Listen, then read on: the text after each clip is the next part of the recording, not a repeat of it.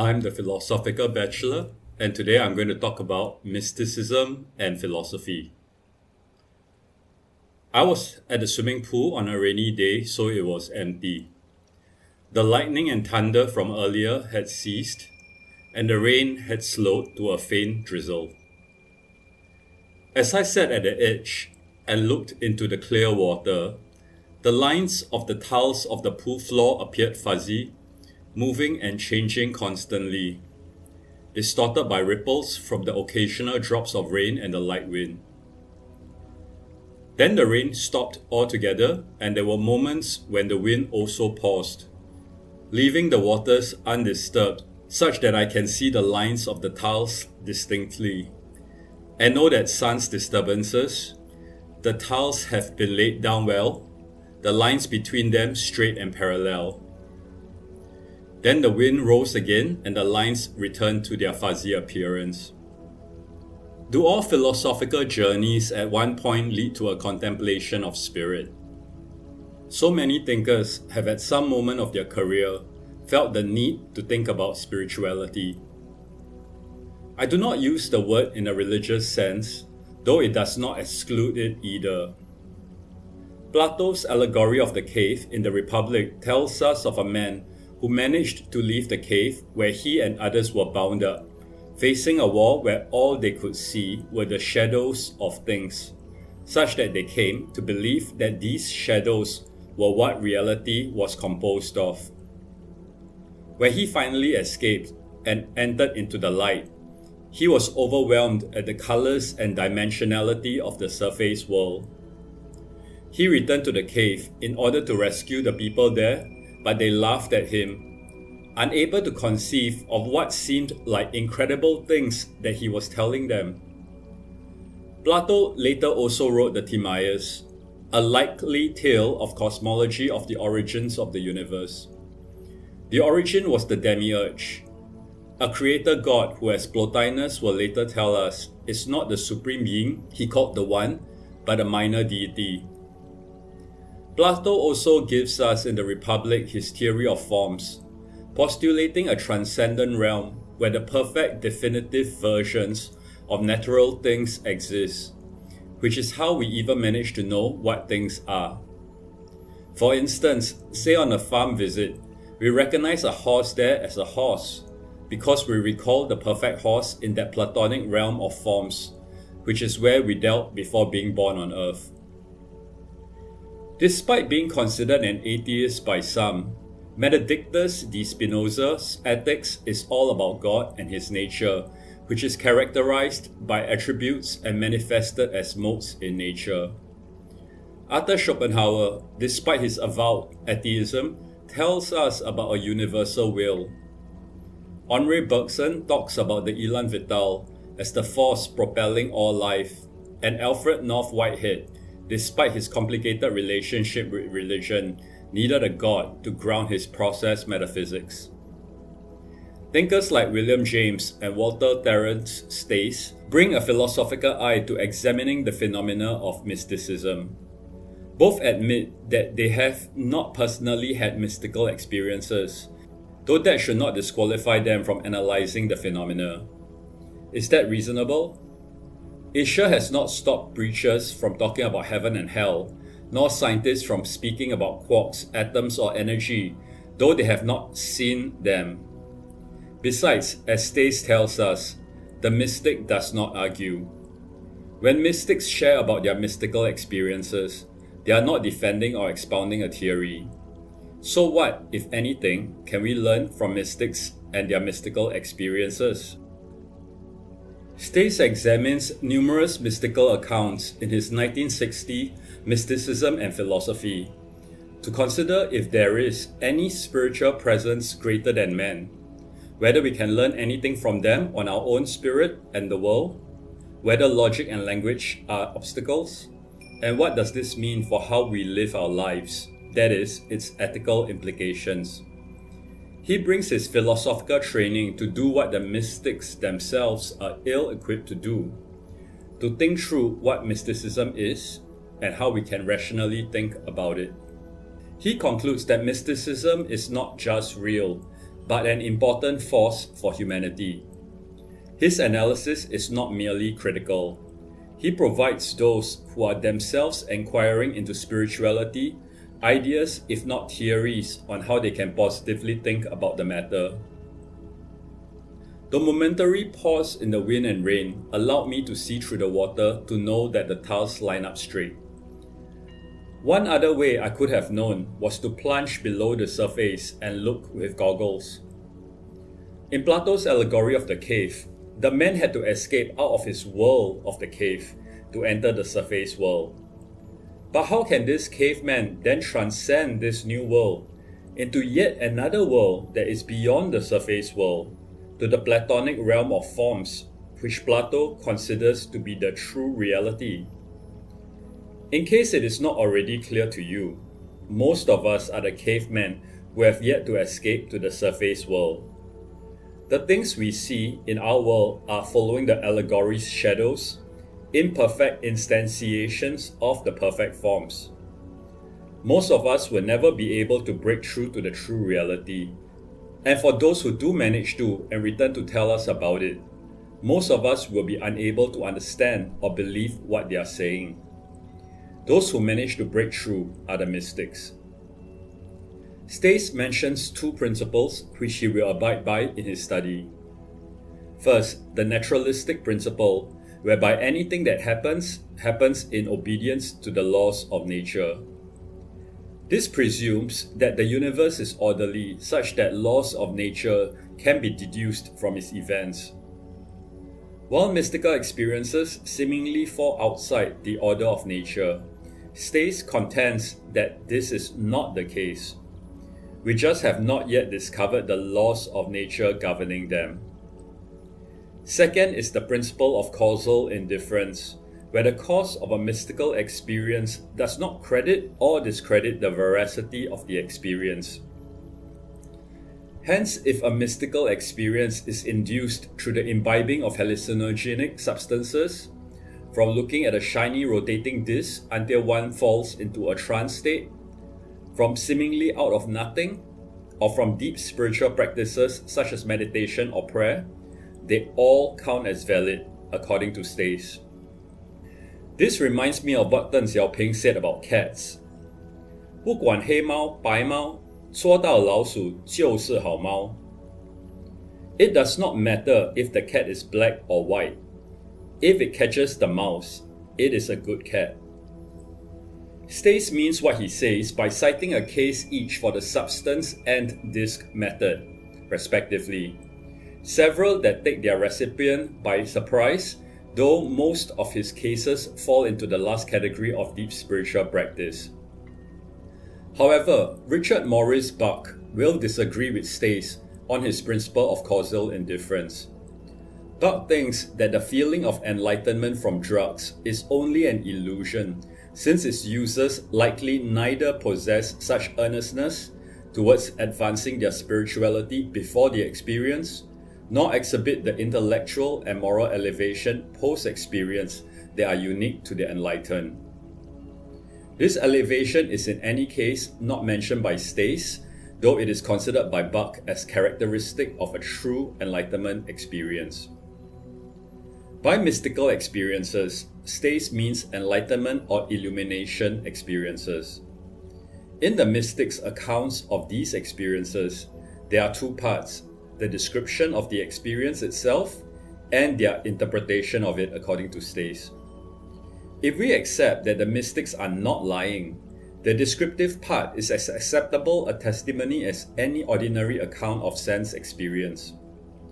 For instance, consider when I say I see a spot of light moving in the night sky. What can go wrong is my interpretation of my sense experience. For instance, if I deduce that it is a UFO when it is actually a plane. Relating this to the mystical account, the mystic may report that she felt a union with everything, and that this union was a union with her God. The former is her phenomenological experience, while the latter is her interpretation.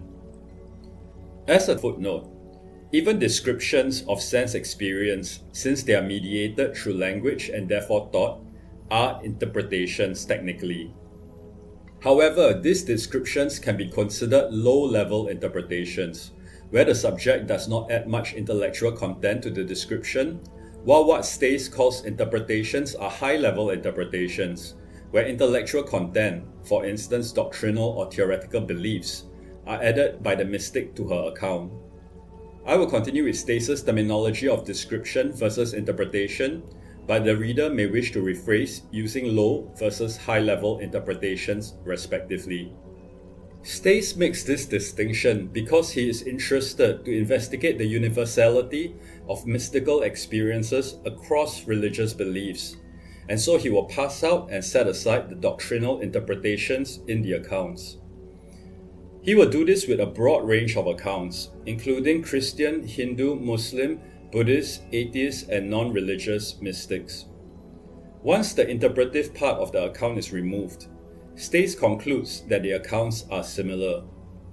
Because the accounts straddle different doctrinal backgrounds, geographies, cultures, civilization, and ages, many coming from medieval times or earlier, when the recipients could not have communicated or learned of the experience of others, and hence whose accounts are made independently. He surmises that the content of mystical experiences is universal, or experiences of an undifferentiated union. Stace broadly categorizes the mystical experiences into two types, extrovertive and introvertive. The extrovertive experience is characterized by the mystic literally seeing through his eyes that all things merge or dissolve into a unity.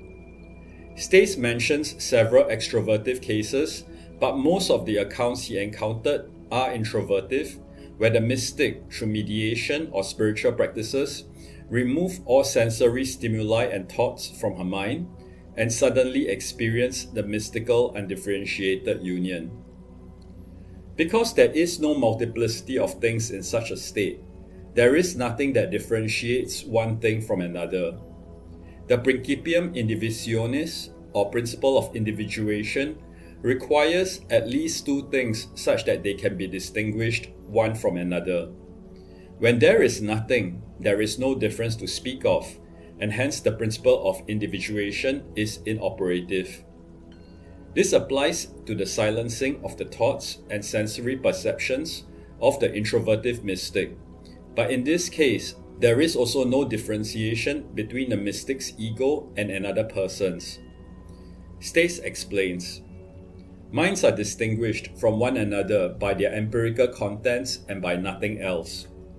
What differentiates a person's ego, mind, or consciousness from another is their stream of consciousness, which is the empirical content of their consciousness.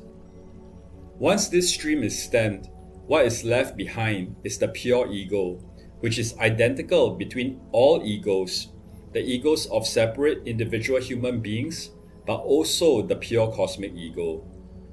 Stace is in effect saying that all conscious beings have identical pure consciousnesses, on top of which is layered an empirical stream of consciousness. Once that layer is removed, all we have left is pure consciousness, which is the same for all conscious beings, including the universal self. The corollary that the universal self is a conscious being should not come as a surprise to the reader, since it is the basis of the testimony of the mystics.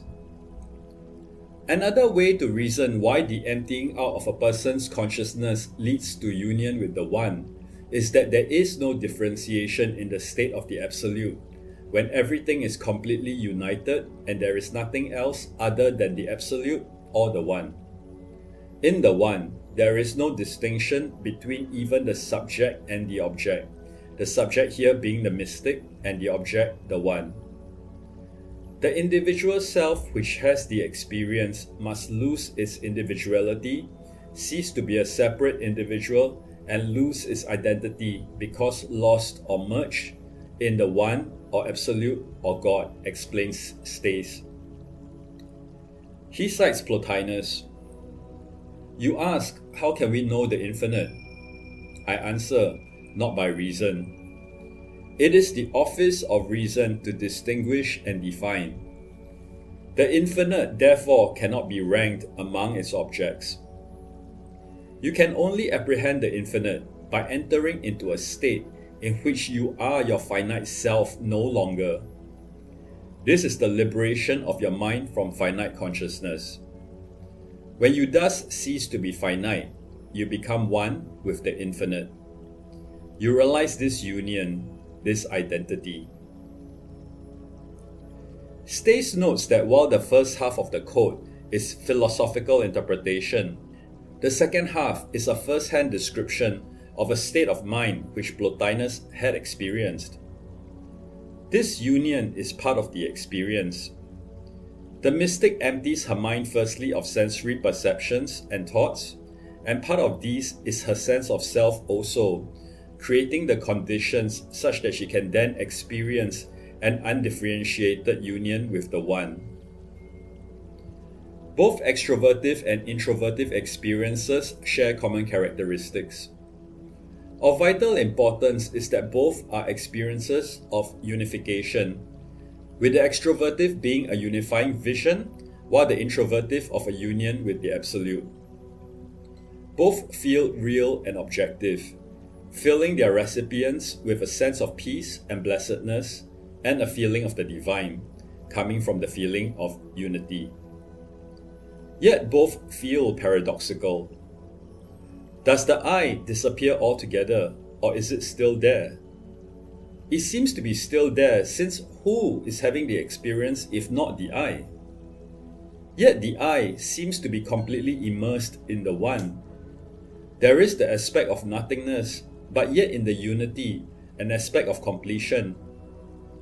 The experience, since it is only experienced by that mystic, seems subjective, and yet it feels as if an objective reality was encountered.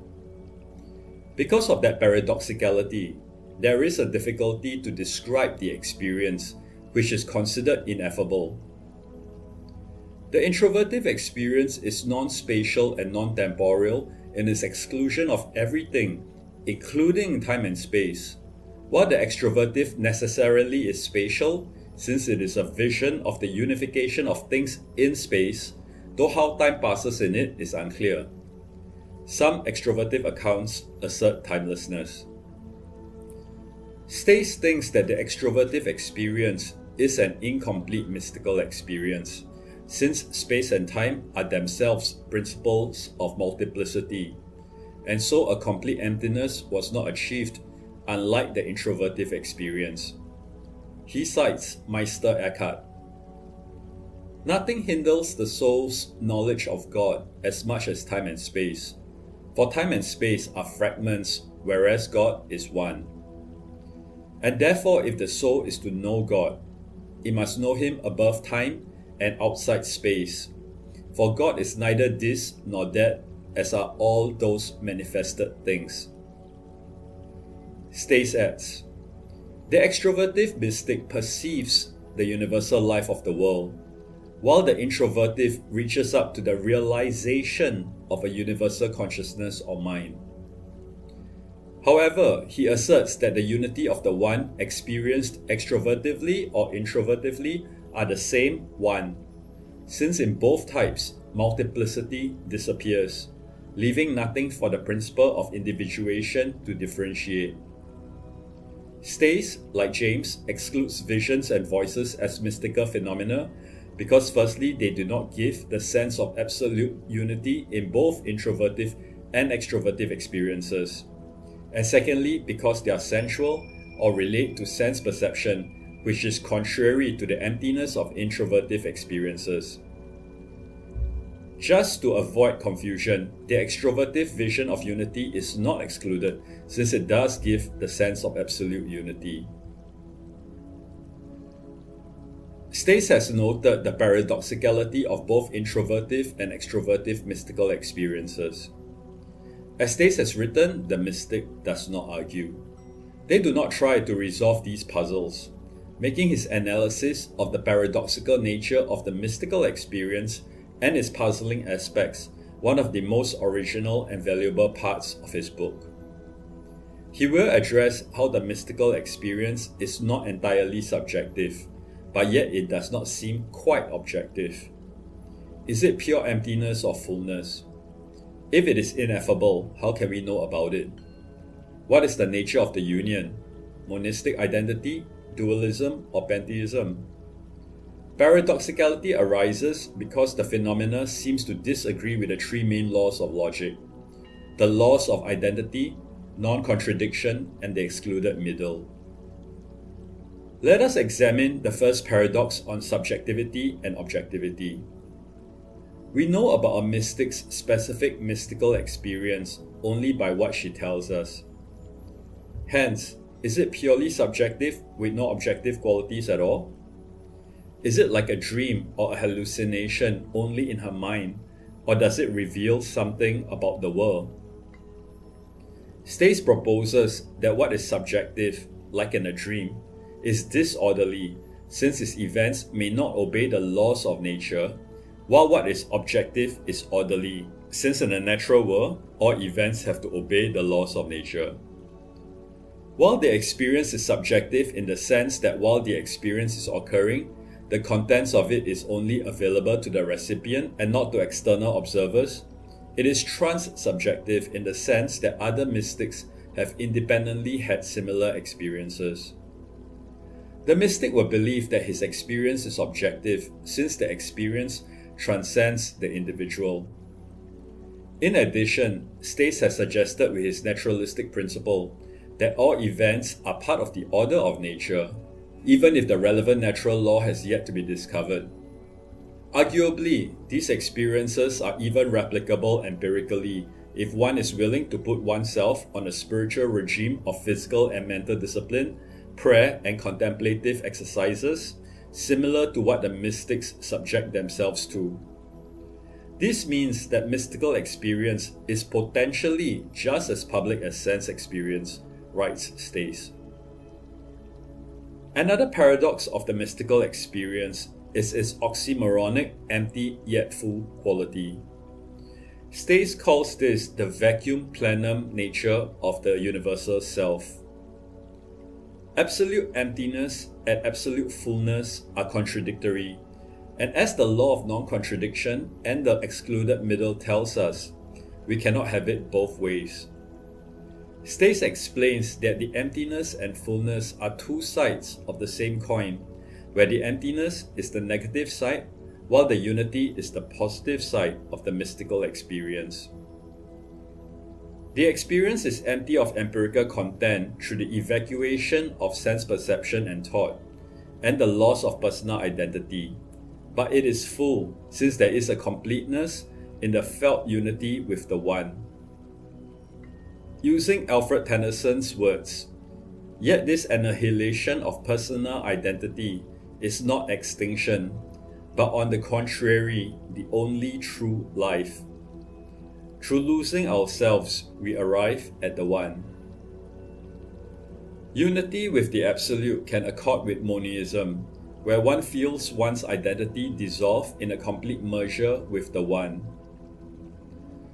However, theists of the Abrahamic religions are inclined to reject this, since their notion of God is perfect and transcendent, while we are imperfect, making union impossible. Hence they may assert a dualism, where their identity remains separate even in their mystical experience of unity. In addition, Stace points out how it may be commonsensical to take for granted the unbridgeable difference between God and the finite self, which is why mystical accounts often make no mention of it, while it is the identity which is the special discovery of the mystic, hence meriting emphasis and elaboration. Stace, however, sides with pantheism as the explanation of the mystical experience of union, where the universe as a whole is equivalent and identical to God. He believes that the descriptive part of the mystical experience points to pantheism, but the mystics belonging to the Abrahamic religions choose to interpret the experience as dualist so as to match their doctrinal convictions. Spinoza gives an account of pantheism in his Ethics. In the beginning there must have been a substance that is the first cause, which is self-cause. Since at this point there is nothing else other than this first cause, there will be nothing to limit it, making it infinite. As a substance that is self-caused, it must have always existed, and hence is eternal. A thing that is infinite will contain everything, and hence there is only one substance. What else could a substance that is self-caused, necessarily existent, infinite, and eternal be, other than God? This infinite God must contain everything, making everything that exists come from the attributes of God. The individual things that exist are hence modes of God. Thus, God is all and all is God, a relationship of simple identity. But Stace thinks to speak of the relation between God and the world as identity can be inadequate, since it seems merely tautological, as meaningful as saying the universe is identical to the universe. He proposes a profounder understanding of pantheism, which is a paradoxical one, where the world is identical with God and yet distinct, meaning non-identical with God. Stace has already proposed that paradoxicality is characteristic of mysticism, and pantheism at its root is mystical and not logical. While the attributes constitute God, Spinoza's theory, according to Stace, suggests a substratum on which the attributes are superimposed, making God distinct from the world. The theory that a bundle of qualities are all that constitute a being will have to await David Hume, which is born decades after Spinoza's death. But if the idea is implied in Spinoza's notion of God's attributes, that will make God identical with the world. Stace believes both notions operated in Spinoza's thought, albeit in an unreconciled way. Stace believes that pantheism is the correct account of the mystics' experience because it is directly reported as such by the mystics, of their experience of the Absolute as experienced, for instance by Hindu Vedanta mystics, and is not merely theoretical as with thinkers like F.H. Bradley or G.W.F. Hegel. He explains the paradox as an identity in difference. He draws on Eckhart's and Arthur Koestler's dualistic interpretations, that there is the unity and hence identity, but yet differences remain, since who can be the one feeling the peace that passes all understanding, if not the I? Eckhart writes, God has left her one little point from which to get back to herself and know herself creature. When the mystic has the experience, she must still be there if there is anyone to feel the complete sense of unity. Crediting Koestler with this notion, Stace explains, who experiences the mystical experience? It can only be the I. I remain I, even when I have been absorbed and disappeared into the infinite being. The term mysticism comes from the word mystery, but as Stace notes, it is not in the sense of a mystery that may eventually be solved, but as what exceeds, transcends the possibility of intellectual understanding. This may seem ironic since the mystics say that the mystical experience is ineffable, beyond description, and yet provides one, and how Stace has written a book to analyze what is ostensibly beyond our intellect. He explains that while the experience is ongoing, it feels beyond words, but post-experience, the mystics describe their memory of it, and also use language such as indescribable or ineffable to describe the nature of the experience, making it a meta-level description. Essentially, they are trying their best to put into words what words fail to convey, such as the feeling of infinity and eternality using our finite and mortal intellectual consciousness. I think we can acknowledge how not all knowledge need be linguistic. For example, the feelings of beauty we enjoy from a painting or pleasure from music may not find adequate description, the way it may be impossible to explain how the color red feels to a person who has never seen it before, as Frank Jackson argues through his Mary's Room thought experiment in 1982. Mary is confined to a room where everything is in black and white, somehow even her own blood. Perhaps she is wearing some kind of color-removing glasses. She learns everything about colors, but has never seen any. Jackson contends that even if Mary knew all there was to know about colors, short of seeing them herself, she will still gain new knowledge when she does see colors for the first time. Our words and even our signs do not capture everything that is knowable. Precisely why a mystical experience is mysterious is because it goes beyond our ken, at least when we try to capture it all in language using logic. Mysticism is not awaiting a theory to solve its mystery. If we can accept that there are some things that exceed human intellectual understanding, mysticism will be among them. That does not mean that we are not permitted to try to analyze the phenomena as Stace does, though as he suggests, we may never achieve certainty but merely plausibility or probability. Such transcendence exceeds our intellectual capabilities, language, and logic, going beyond even our notions of good and evil, since in the absolute there is no differentiation. This moral ambiguity may present another sticking point for the theist, but yet the ethical implications of mysticism are not amoral. Stace thinks that for the mystics, the ultimate source of ethical value lies in mysticism itself, with other ethical theories only partially or relatively correct. He writes, "The basis of the mystical theory of ethics is that the separateness of individual selves produces that egoism which is the source of conflict, grasping, aggressiveness, selfishness, hatred, cruelty, malice, and other forms of evil, and that this separateness is abolished in the mystical consciousness, in which all distinctions are annulled. We are all one in the universal self. The emotional counterpart of this is love. And love, according to the theory, is the sole basis and also the sole command of morality." He adds, "In the essence, mysticism contains the love which is the ultimate motivation of all good deeds." Yet, since most people are not mystics, how then do they get influenced by the love arising from mysticism?